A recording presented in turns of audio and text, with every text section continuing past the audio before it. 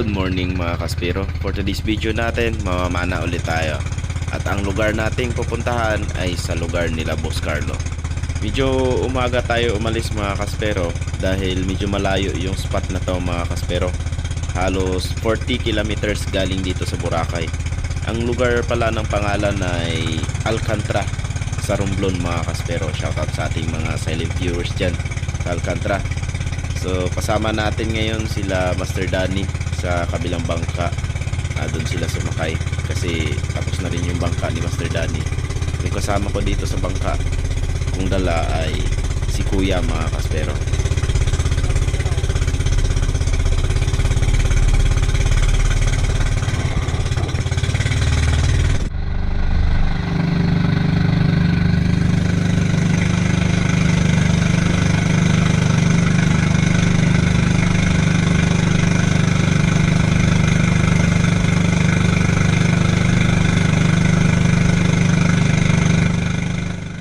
At ito ang unang sisid natin mga kaspero. Tingnan nyo, isang makarel agad or tanigi mga kaspero. Nasa unahan ko siya, kaso walang chance na mapana kasi masyadong malayo. Kaya better luck next time, baka lumapit siya mga kaspero.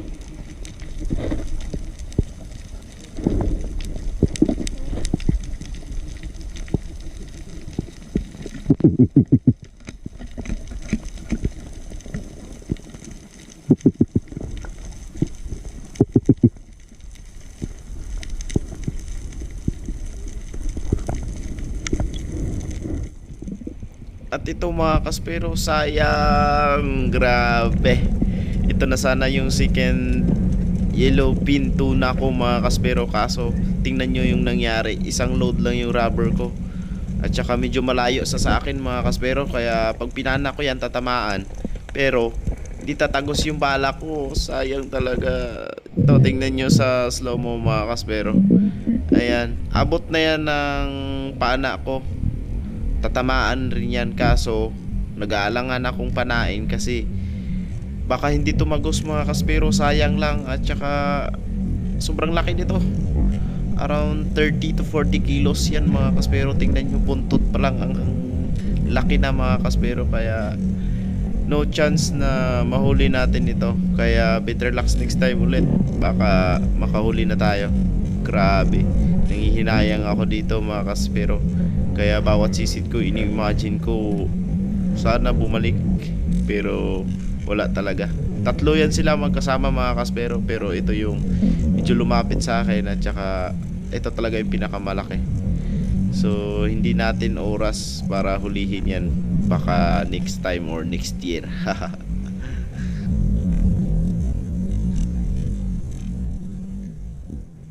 At ito mga kaspero, may napansin ako sa gilid ng bato. Ayan, kung napapansin nyo, may isang sweet lips pa, may surgeon, pero eto ang mahal ng presyo nito mga kaspero. Isang coral truth or lapu-lapu. Napakamahal nito mga kaspero, 350 to 400 yung kilo. Kaya napakasarap sa pakiramdam kasi nakadali tayo ng isang malaking coral truth or red grouper mga kaspero.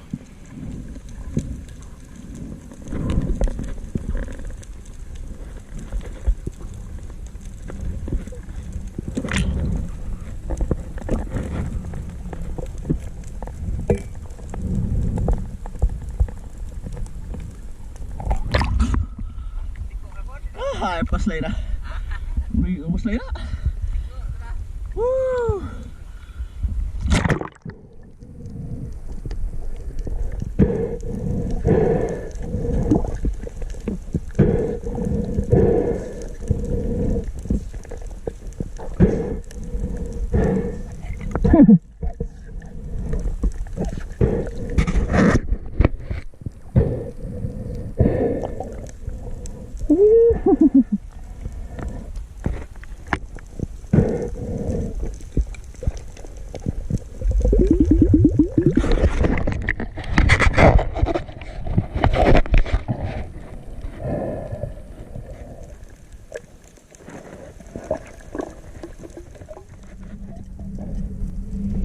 At ito, second time na nakakita tayo ng tanigi mga kaspero.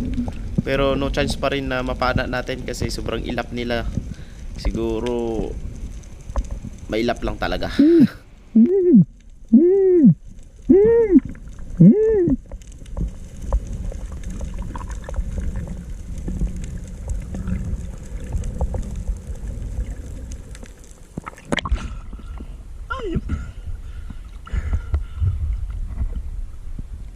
Nahihilig.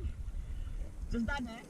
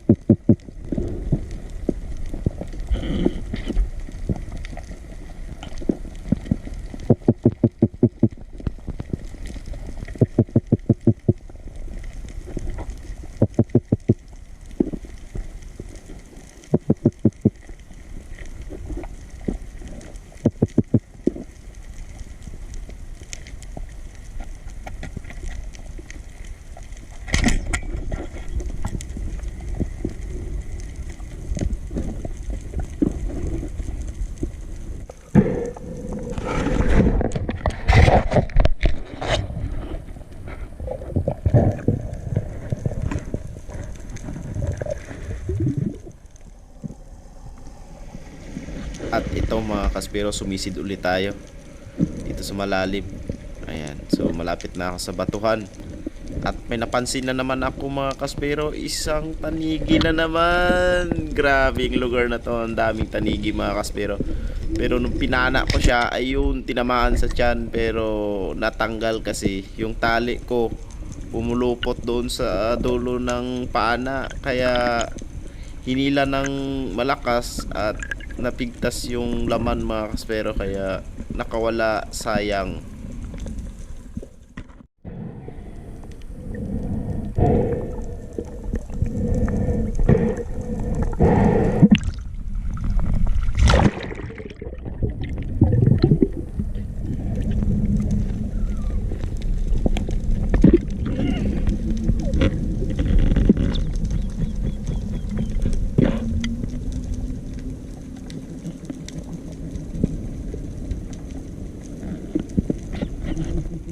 At ito mga kaspero, bumaba ako sa part na to at may nakita akong tao.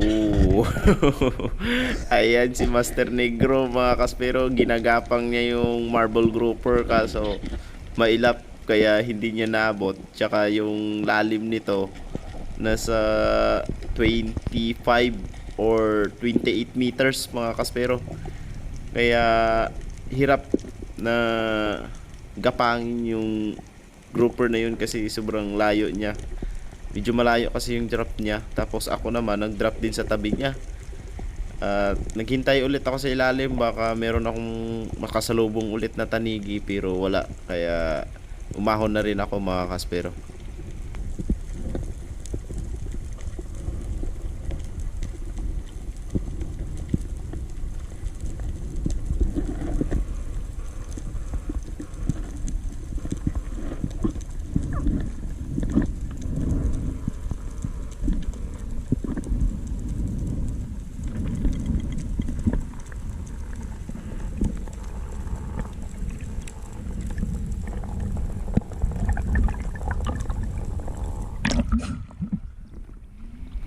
Sa pagkakataong ito mga kaspero, ayan, nakita na tayo ng maraming bait fish. I'm sure na meron ulit itong tanigi or king mac mga kaspero, Spanish mackerel. At ayan, sumisid na ako.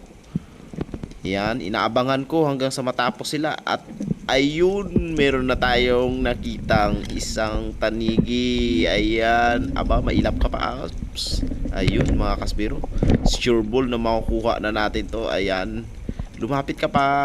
Ayan, so ayun, sapol mga kaspero, dali na natin ng isang tanigi. Ayan, umahon na ako yan. At saka tinawag ko si Master Negro para i-second shot at para ma-secure na mahuli natin yung isang king mackerel dahil malaki na rin ito mga kaspero, around 8 kilos, kaya sulit na rin kasi 400 per kilo. So hindi tayo nabigo sa king mac at nakadali tayo ng dalawa. Sayang yung mga nakita natin, kung nahuli lahat yun, hayahay ang buhay mga kaspero.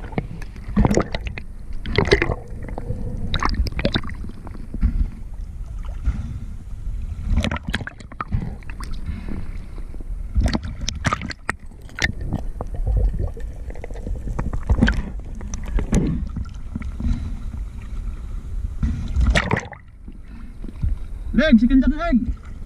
Second shot.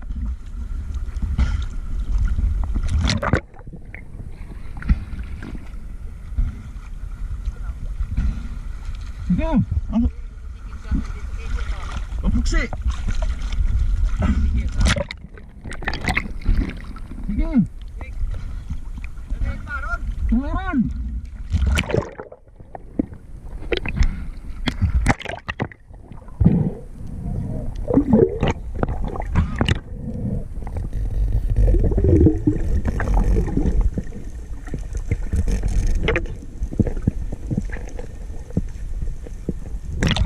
Dan, babo lilis dan. Babo sunod doon. Oo, yung mga ito kasunod.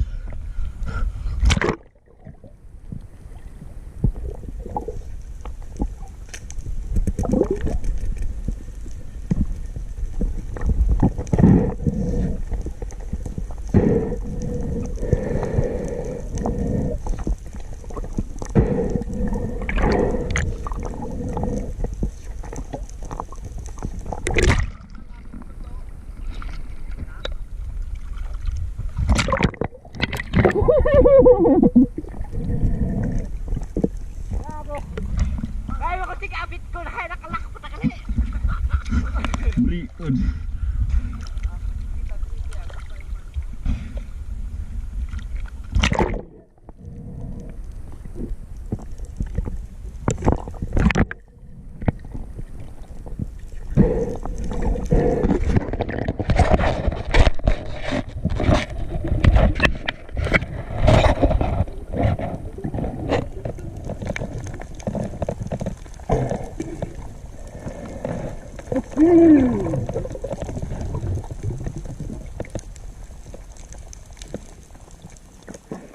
Hindi napigo, nakahuli pa ng isa.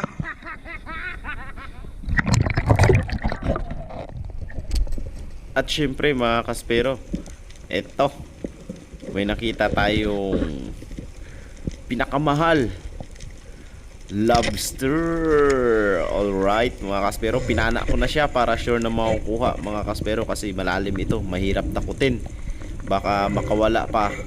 Ay sayang, kasi around 8 grams na to mga kaspero, kaya pinana ko na para sure ball na mahuhuli natin. Iba kasi yung presyo pag buhay, iba rin yung presyo pag patay. Kaya pag patay 1.8 per kilo. So sold na rin kasi isang piraso lang, malaki agad yung benta natin.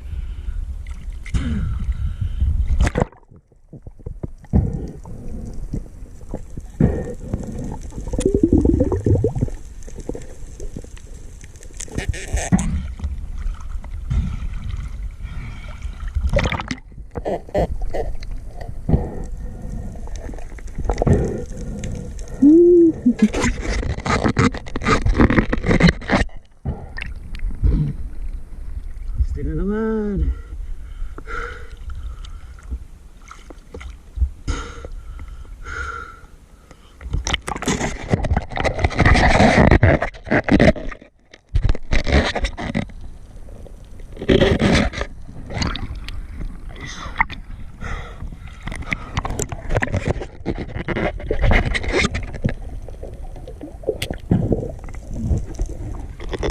Size, big size.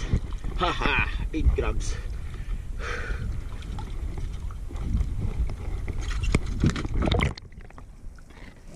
At ito, binalikan ko yung kasamahan nung isa mga kaspero. Meron pang dalawa dyan sa loob, good size na rin, pero pinana ko at syempre para matikman na rin. Pang-ulam lang yan mga kaspero. Simpleng ulam lang, lobster. Ang sarap. Meron akong isang ganyang kalaki, good size. Pang-ulam lang pag ganyan mga kaspero. Pero pag lagpas kalahating kilo, ayan, may bebenta na natin yan.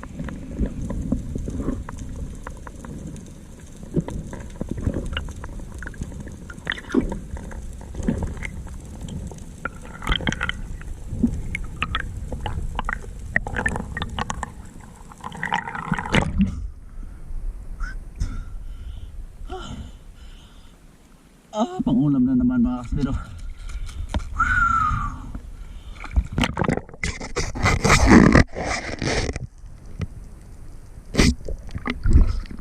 May dalawang May dalawang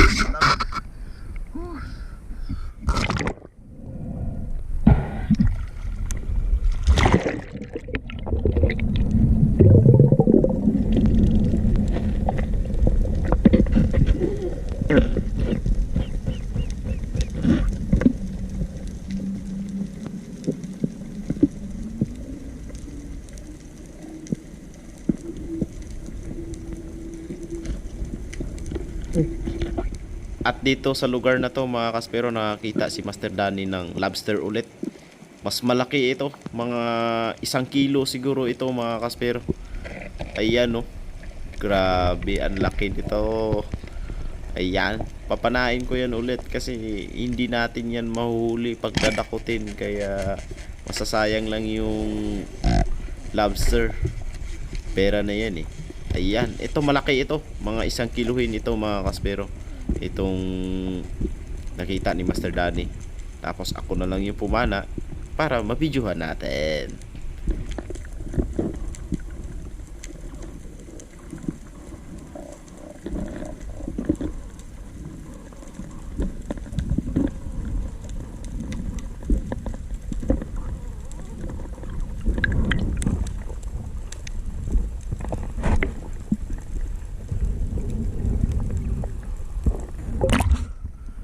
Intok. Intok ang daywa. Wala ka rin pahulan. Oo.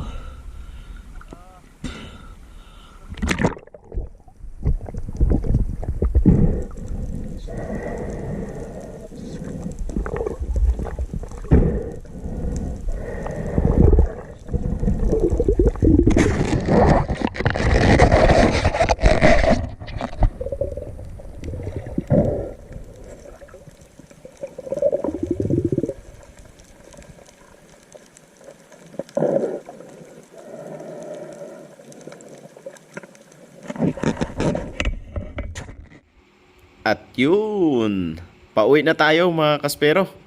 Yung isda natin nandun sa styro lahat. Ayan. So tingnan natin mamaya kung mabibidyohan natin kung hindi malobat yung ating camera.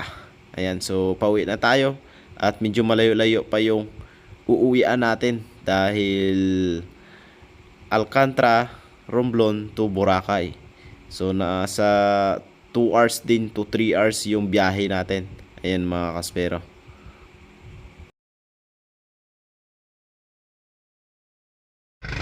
At dito nagtatapos ang ating video for today mga kaspero. Maraming salamat sa walang sawang pagsuporta ninyo. Syempre huwag niyong kalimutan mag-like, share and subscribe dito sa aking YouTube channel para kayo ay updated sa aking latest video. So thank you and shout out sa inyong lahat. God bless you all. Bye bye.